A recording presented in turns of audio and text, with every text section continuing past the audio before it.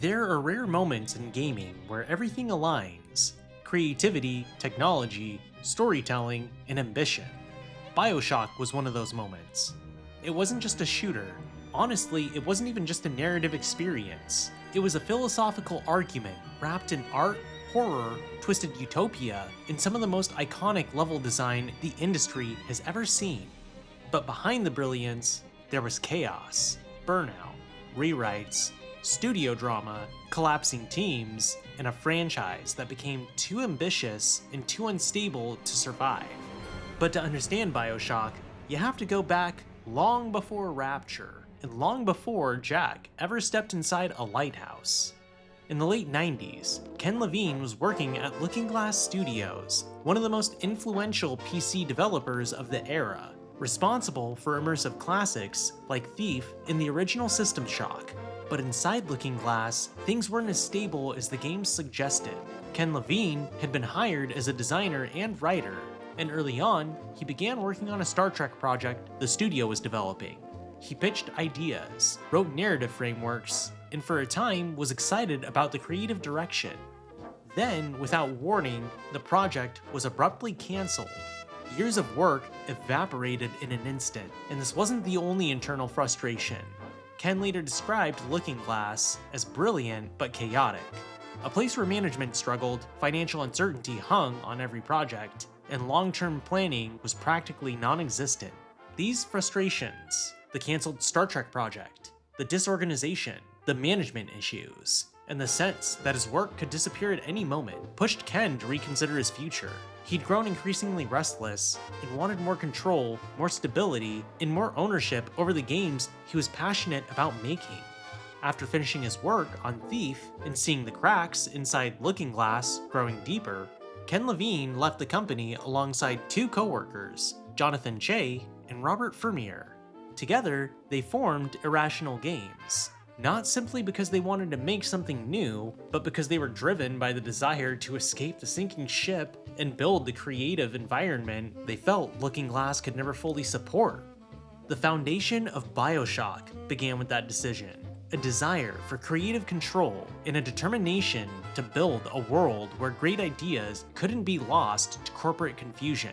In the early days of Irrational, the team pitched all kinds of concepts: a survival horror set in a Nazi bunker, a Cold War genetic lab overrun by failed experiments, a space station where psionic powers were ripping reality apart. But nothing stuck, and publishers kept rejecting the ideas.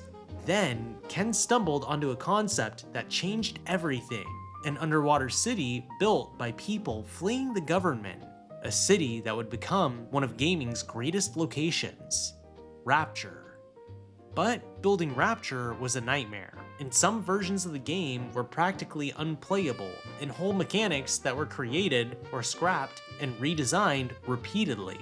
Then the breakthrough came, the single creative moment that gave Bioshock its identity: the birth of the Little Sisters and Big Daddies. Suddenly, everything snapped into focus. Rapture wasn't just a failed utopia, it was a city full of victims trapped in the consequences of unchecked ambition. When the game opens with Jack surviving the plane crash and discovering the lighthouse, the tone is immediate and unforgettable.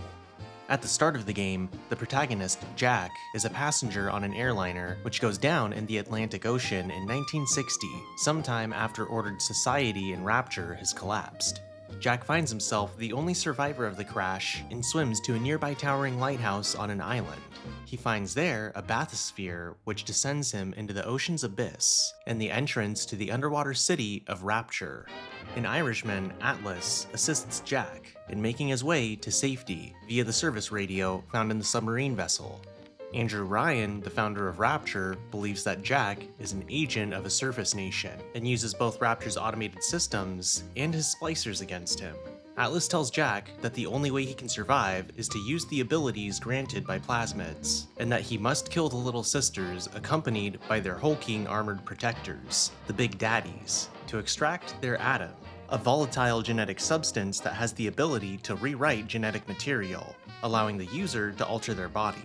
Later, Jack runs into Dr. Tenenbaum, a geneticist who discovered Adam and helped develop it into products for commercial sale, and is also known as the mother of the Little Sisters.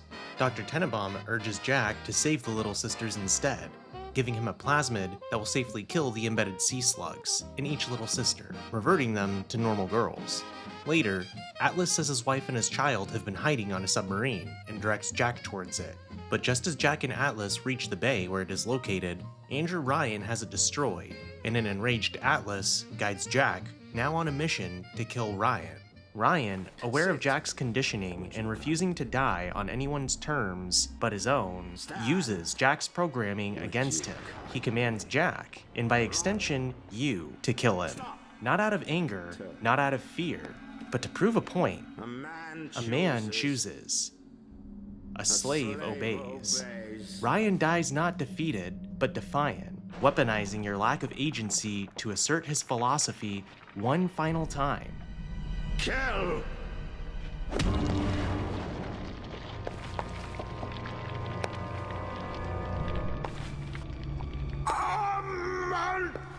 Juices!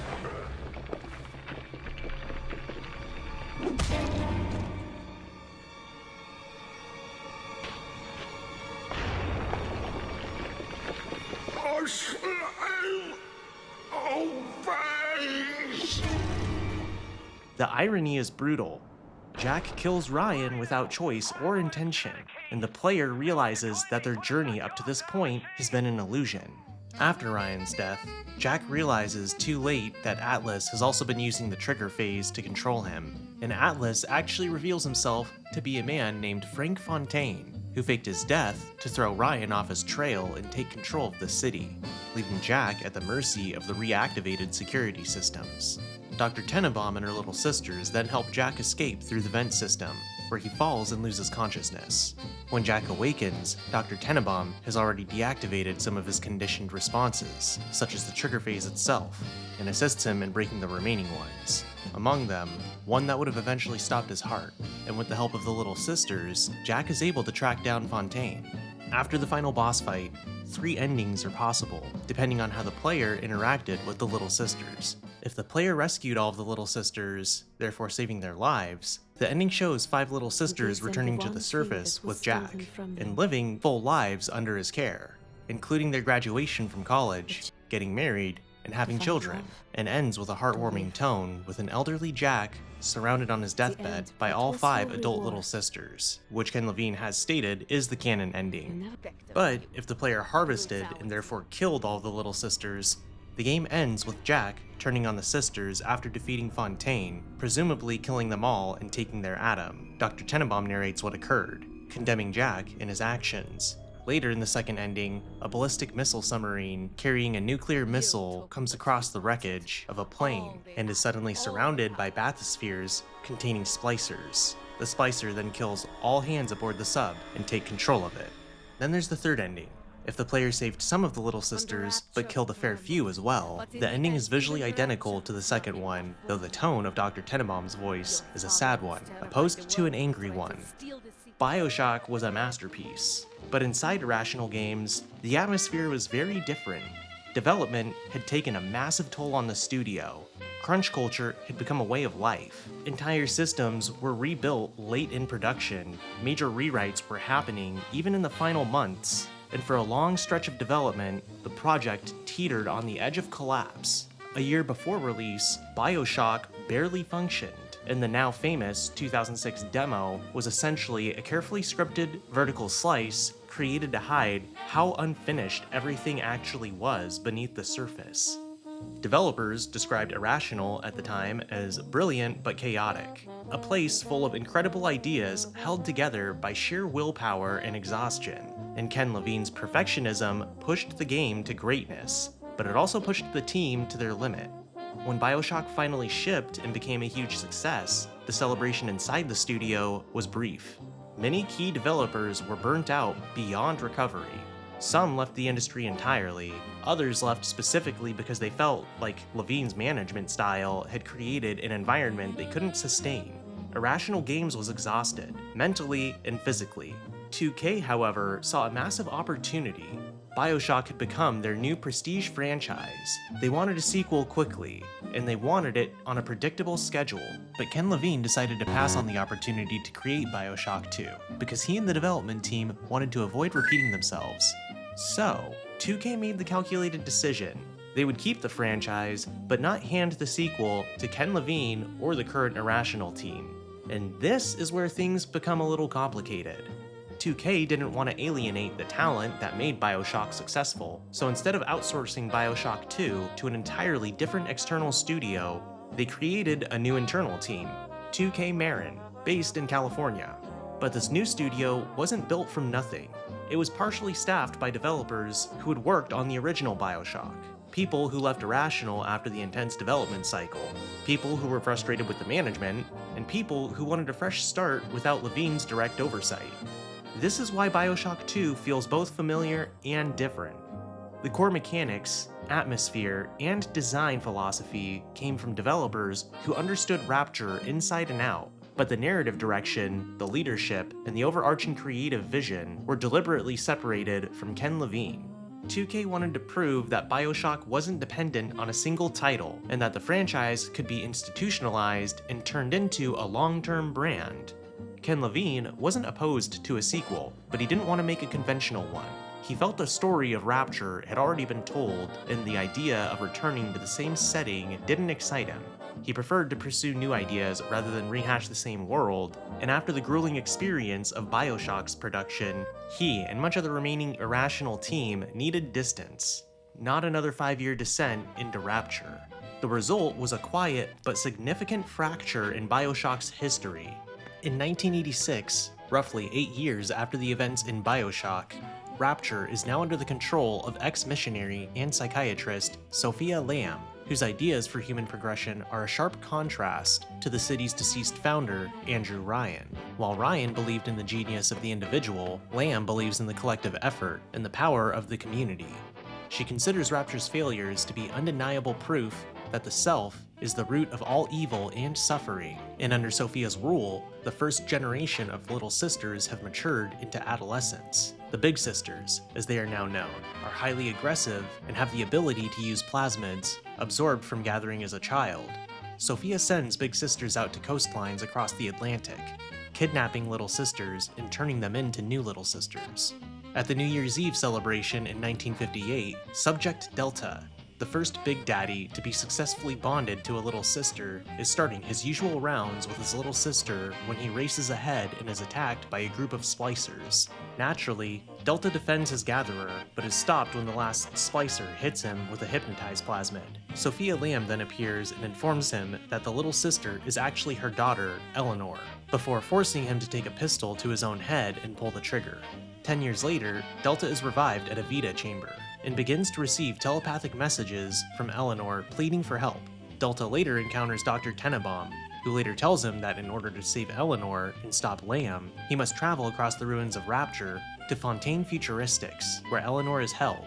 Dr. Tenenbaum also informs Delta that because he has a physiological bond with Eleanor, he will die unless he finds her. On his journey, Delta is aided by Dr. Tenenbaum's new ally, Augustus Sinclair, a businessman. Through audio logs scattered across Rapture, Delta discovers that, against Andrew Ryan's better judgment, Dr. Lamb was originally brought to Rapture to help those who were struggling to cope with underwater life. However, Dr. Lamb used the therapy sessions as a means to brainwash her patients into joining a cult she called the Rapture Family. And soon, Dr. Lamb was confronting and defeating Andrew Ryan in public debates. In response to this new threat, Ryan asked Sinclair to deal with her. Sinclair used reporter Stanley Poole as a mole within the family to compromise Dr. Lamb, who was then arrested and sent to Rapture's prison, Persephone, leaving her daughter, Eleanor, in the care of the trusted lieutenant and singer, Grace Holloway. When Eleanor confronted Stanley about how he had bankrupted Lamb's property in her absence, Stanley panicked and sold her to one of Frank Fontaine's orphanages, which led to her transformation into a little sister. Delta then discovers that Dr. Lamb plans to use Adam to transform her daughter into a superhuman being. She'll then use the same conditioning methods on Jack to destroy Eleanor's sense of self, brainwashing her into acting only for her goals. Sinclair's agenda becomes clear. He plans to take control of Rapture from Dr. Lamb, cannibalize its technology, and sell it to the surface world. After finally making it to Fontaine Futuristics, Delta is once again halted by a man named Gilbert Alexander, who is now deeply insane due to absorbing a massive amount of Adam. Delta retrieves a gene sample and uses it to get to Persephone where Eleanor is held, but before leaving is asked by a sane recording of Gil to kill him, leaving you the choice of either ending or sparing Gil's life. Delta enters Persephone and finds Eleanor, locked within a quarantine chamber with Sophia, and before Delta can enter the chamber, Sophia smothers the sleeping Eleanor with a pillow. This stops her heart long enough for Delta's body to shut down, and he's knocked unconscious. Delta is then captured by Lamb, and his bond with Eleanor is severed, weakening his heart in the process. However, Eleanor sends a special plasmid to Delta that allows him to take control of a little sister. She reveals that she's been closely observing his actions, not only through the bond, but through her psychic connection to the little sisters. And depending on Delta's actions throughout Rapture, she is either a spirited, rebellious woman determined to win her freedom, or a ruthless cynic who only thinks of her own welfare and survival. Following Eleanor's instructions, Delta brings her parts of a big sister armor, allowing her to free Delta and fight by his side. They resolve to make their escape from Rapture using Sinclair's escape pod. Dr. Lamb, upon seeing her daughter defy her, plans to set off bombs that will send them plummeting to the bottom of the sea. During their escape, Delta is forced to kill Sinclair, who had been captured by Lamb and transformed into a Big Daddy. Eleanor and Delta make it to the escape pod, but the final trap set by Dr. Lamb mortally wounds Delta. Inside the flooded escape pod with her mother, Eleanor makes the choice to either kill or save Dr. Lamb. And depending on the choices made by the player throughout the game, the player will receive different endings. In the good ending, Eleanor will use her big sister needle to absorb Delta's atom and conscious so that they can be together forever, with Delta guiding Eleanor's actions and drives.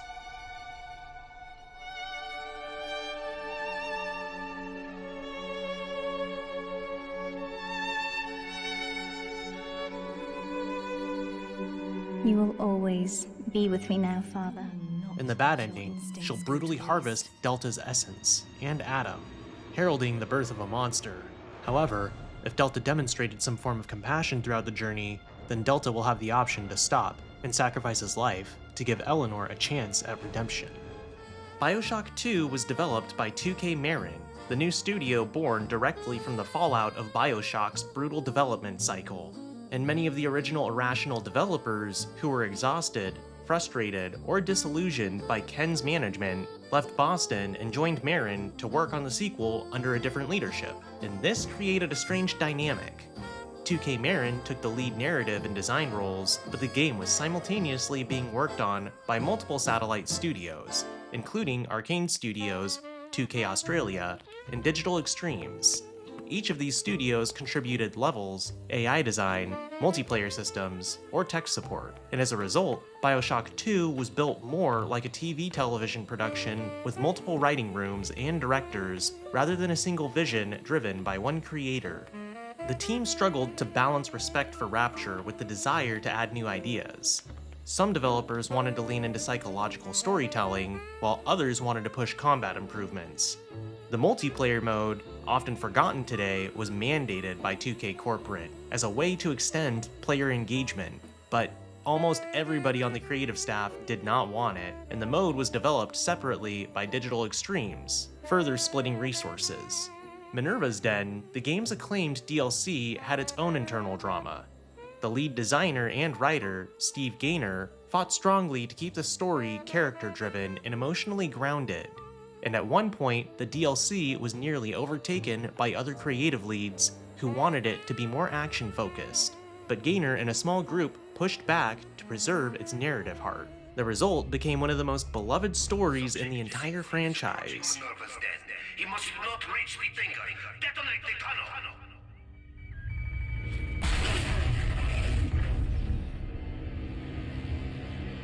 However, the team that built Minerva's Den would later leave 2K and form the Fulbright Company, the creators of Gone Home. When Bioshock 2 finally released, it delivered a more polished combat system, deeper moral dilemmas, and a surprisingly emotional story. but it also carried the burden of following one of the most celebrated games ever made. Critics and fans compared it relentlessly to the original, and at launch, many dismissed it as unnecessary. Over time, however, the game has undergone a dramatic re-evaluation. Modern players recognize Bioshock 2 for what it truly is, a thoughtful character drama and more refined experience, and a worthy continuation of Rapture's legacy. This leads us to Bioshock Infinite, the third entry in the series. Bioshock Infinite took the franchise somewhere no one expected, not deeper into the ocean, but higher into the sky. Columbia was the anti-Rapture, a floating city bathed in sunlight, draped in American iconography, built on the foundation of nationalism, religion, and the mythology of America's darkest sins.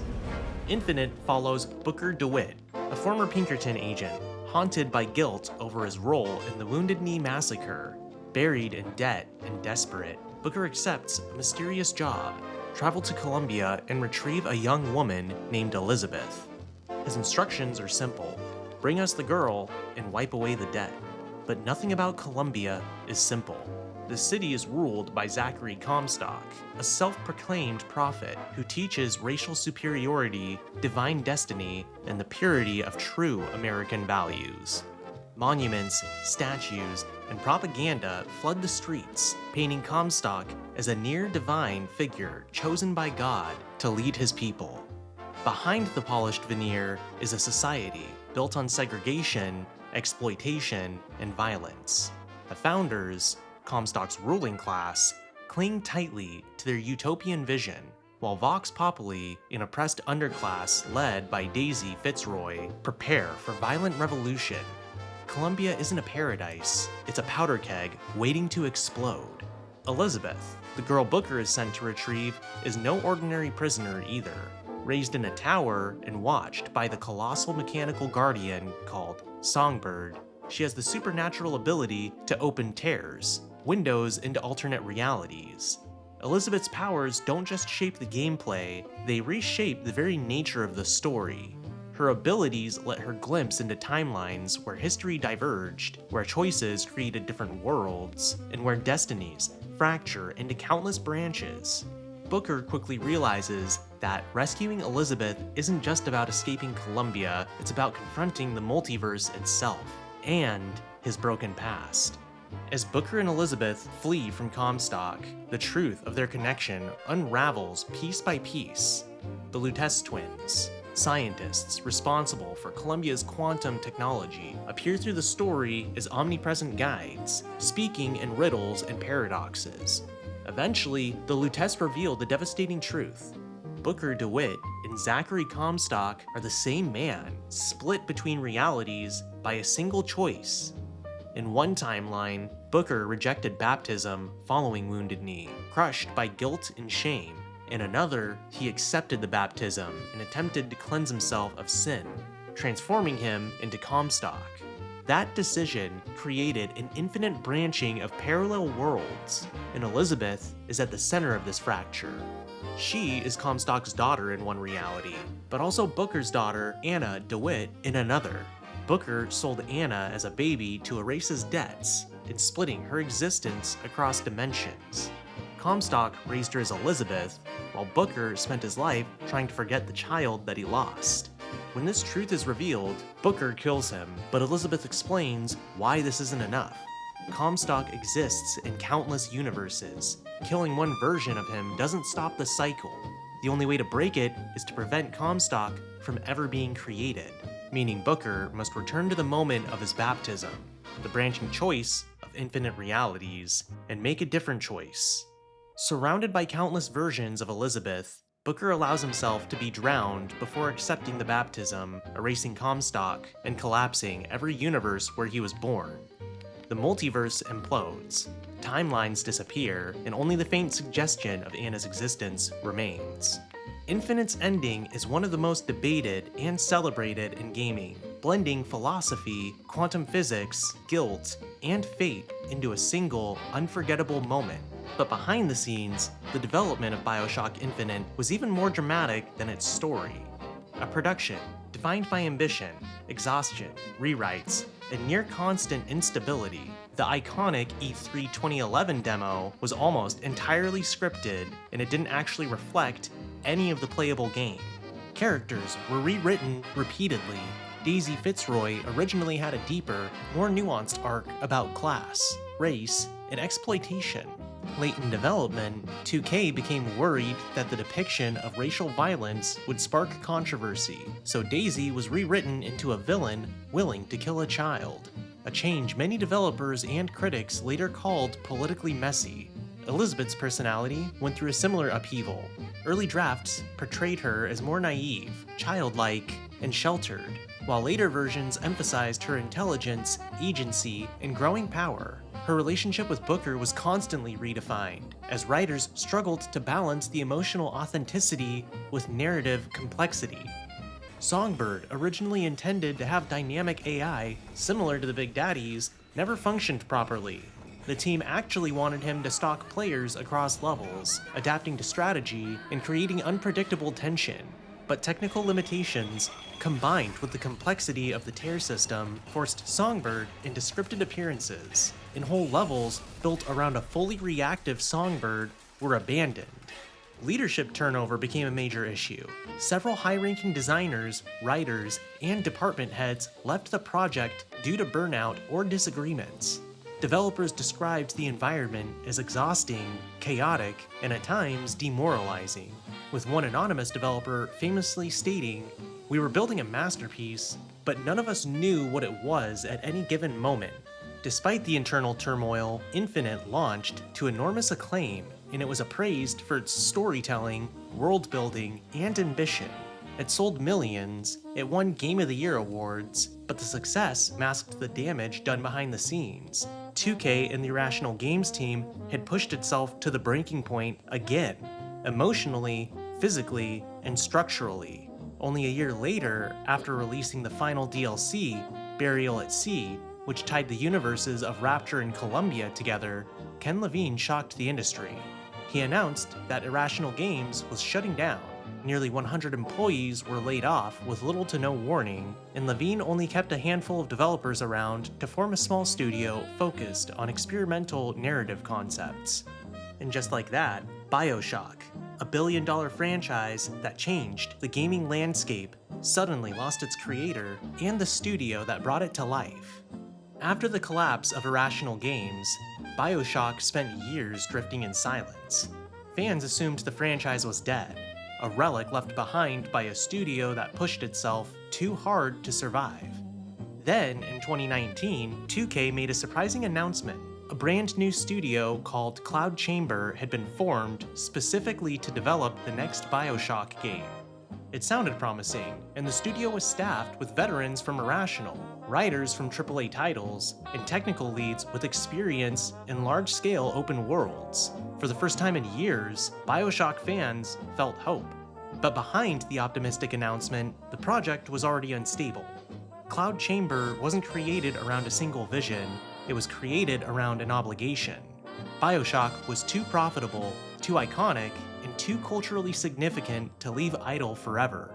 But without Ken Levine's direction, 2K had to rebuild the franchise from scratch. This meant new leadership, new writing voices, a new setting, and a new identity that could stand beside Rapture and Columbia without being overshadowed by them. And as development continued, the cracks began to show. Reports started leaking as early as 2020, claiming that Bioshock 4 had already been rebooted once. Early versions of the game reportedly took place in two parallel cities, one above ground and one below, each representing opposing ideologies. Another version supposedly focused on a massive vertical metropolis, a megacity stretching upward like a steel tower of clashing belief systems. The third rumored iteration was set in Antarctica during the 1960s, combining Cold War paranoia with isolationist horror, but none of these concepts stuck. People close to the project began describing Cloud Chamber's development pipeline as directionless, repeatedly reset, and searching for a vision. And by 2022, the project had allegedly gone through another reboot, raising serious concerns about what Bioshock 4 actually is, or what it's supposed to be. Even worse, several insiders claimed that 2K was unimpressed with progress and was asking for fundamental design overhauls. At a minimum, the game was years behind schedule, and at worst, it was in full development hell. Then came 2023 and 2024. Cloud Chamber reportedly experienced layoffs, restructuring, and significant staff turnover. Industry sleuths noticed that multiple senior writers, quest designers, technical directors, and animation leads quietly left Cloud Chamber between 2022 and 2024. And while Bioshock 4 has struggled quietly in the background, something else has been happening. Something far more uncomfortable for the franchise. Ken Levine has returned. After years of silence, Ken resurfaced with a new studio called Ghost Story Games, staffed largely by veterans from the original Bioshock and Infinite teams, and their project is called Judas, which doesn't just resemble Bioshock, it literally looks like Bioshock in space. Ken Levine has described Judas as a deliberate rejection of modern AAA excess, a game built by a smaller team with systemic storytelling at its core, designed for replayability and experimentation rather than cinematic graphics. Judas takes place aboard a massive, decaying generation ship drifting through deep space. Humanity's last survivors live inside this artificial city, governed not by a single ideology, but by three powerful competing figures who control different aspects of society. You play as Judas, a deeply flawed protagonist trapped in a system built to exploit her. The ship itself is controlled by a cold, omnipresent AI that oversees every system, every citizen, and every decision. Humanity has effectively handed over control of its future to machines, and the results are catastrophic. At the center of Judas is a core question: can humanity survive after surrendering its autonomy? Unlike Bioshock's linear storytelling, Judas is built around systemic narrative design. Your choices don't just affect dialogue or endings, they reshape alliances, betrayals, and entire story arcs. Characters remember what you do, how you treat them, and whether you manipulate or help them, and relationships evolve organically, not through scripted morality meters. Ken Levine has described the game as being heavily inspired by classic immersive sims, but with a focus on replayability, meaning no two playthroughs are meant to be identical. And this is also where things become uncomfortable for the Bioshock franchise. By the time Bioshock 4 releases, whenever that does happen, it probably won't be compared to Bioshock 1 or Infinite. It'll be compared to Judas. On one side, you have a franchise sequel, delayed for years, developed without its creator, struggling to define what it wants to be, and on the other, a spiritual successor, led by the original creative mind, built by essentially the same team, free of legacy expectations, and explicitly designed to challenge players again. This doesn't mean that Bioshock 4 is doomed, but it does mean that it has to justify itself. It can't rely on nostalgia, and it can't play it safe, especially when Ken Levine is already pushing those ideas forward under a new name. Bioshock was never just about underwater cities or skyhooks. It was about forcing players to confront uncomfortable ideas about power, control, and free will. The real question now isn't whether Bioshock 4 can live up to the past. It's whether anyone will still be waiting when it finally arrives.